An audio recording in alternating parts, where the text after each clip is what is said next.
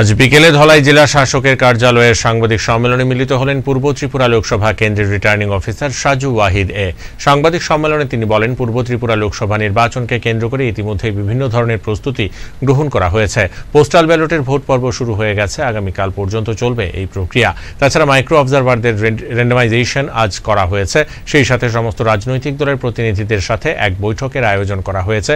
সেখানেও তাদের কোনো অভিযোগ থাকলে সেটা শোনা হবে। 24 इलेक्शन ड्यूटी सर्टिफिकेट आज एक्सचेंज हुआ है।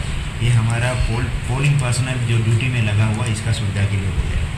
और हमारा कल हमारे सारे एयर ऑफिसेस में एसेंशियल सर्विसेज वोटर्स का पोस्टल बैलेट वोटिंग सेंटर हुए थे। आउट ऑफ 185 वोटर्स उसमें से 101 वोट कल कास्ट हुआ। और आज और कल पोस्टल बैलेट फैसिलिटेशन सेंटर चलता रहेगा और उसमें भी वो लोग वोट दिया जाएगा।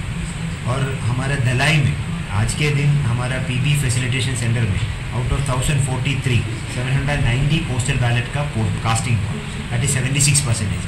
कल भी ये चलता रहेगा। कल भी जितने भी बैलेंस जो भी TSR जवान्स और बाकी लोग हैं वो कास्टिंग कर सकते हैं।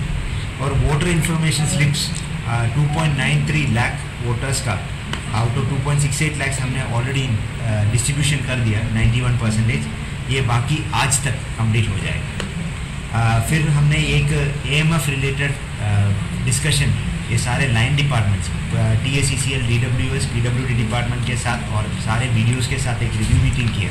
कल तक सारा पोलिंग स्टेशन का जितने भी AMF रिलेटेड काम बाकी है ये कंप्लीट कर देंगे।